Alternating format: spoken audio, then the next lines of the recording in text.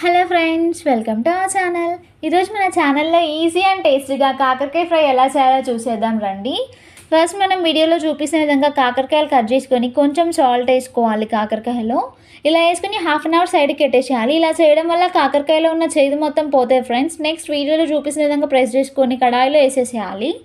అలా వేసిన కాకరకాయలను ఒక 10 నిమిషాల పాటు మనం కలుపుకోవాలి. ఇలా కలుపుకున్నాక వీడియోలో చూపిస్తున్న విధంగా కలర్ వస్తుంది.